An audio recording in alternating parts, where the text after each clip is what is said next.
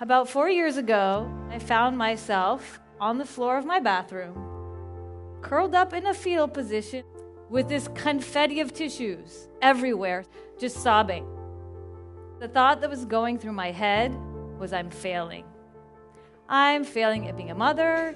I'm failing at being a wife. I'm failing at being a leader. I'm failing at taking care of myself. I'm failing. There was one thing that happened in my life that I was not prepared for and changed everything, and that was motherhood. Parents in the house? Anybody? Yeah, it's like every overachieving, perfectionist, overgiving person's nightmare.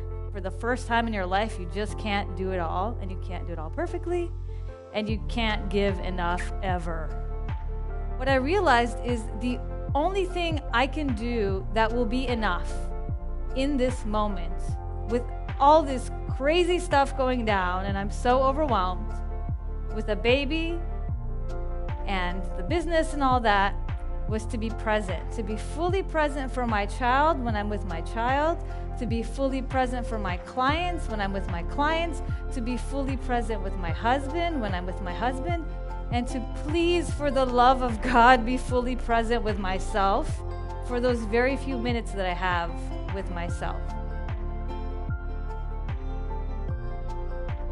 I reached this point where I was like, screw productivity, because you can never be productive enough. And I threw that out the window, and I became a devotee of presence, which is the exact opposite of everything I had ever done.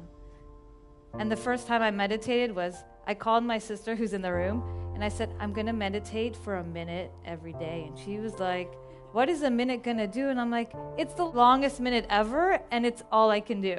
Some people are not ready to sit and meditate. They're just not. Let's be honest. Now I can do 60 minutes. I teach Kundalini Yoga. I can do 60 minutes with like my hands in the air and just somehow do it, right? So it started with a minute, a really painful minute of feeling like I'm failing because I kept thinking about stuff.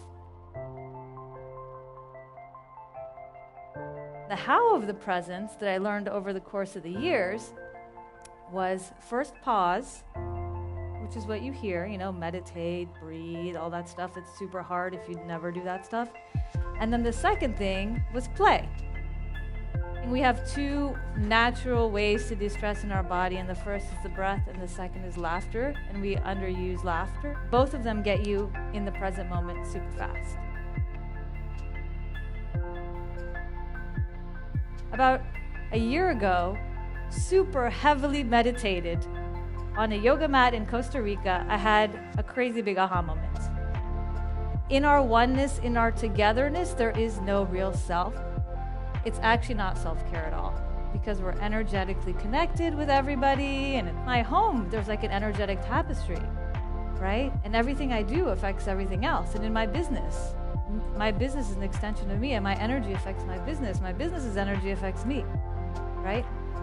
And I realized this when I went to pick up my son from his daycare, and one day, and he was so calm. How come some days he's so calm?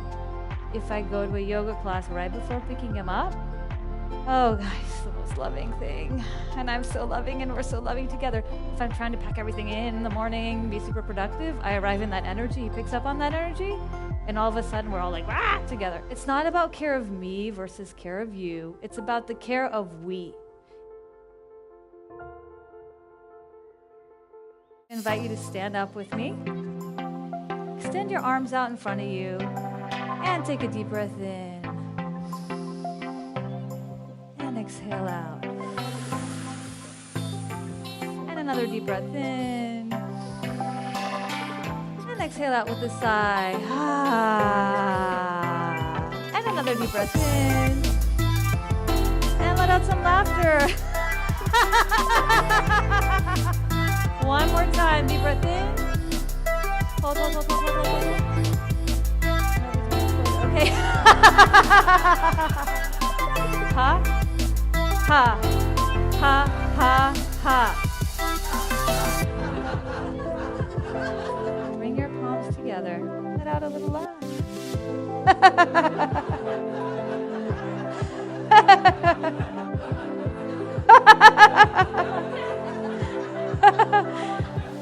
Hug it out. Eye contact.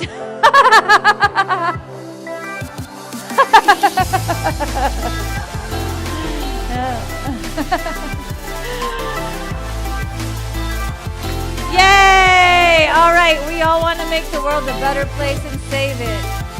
What if we wanted to do the opposite? I want you to let out your most evil laughter.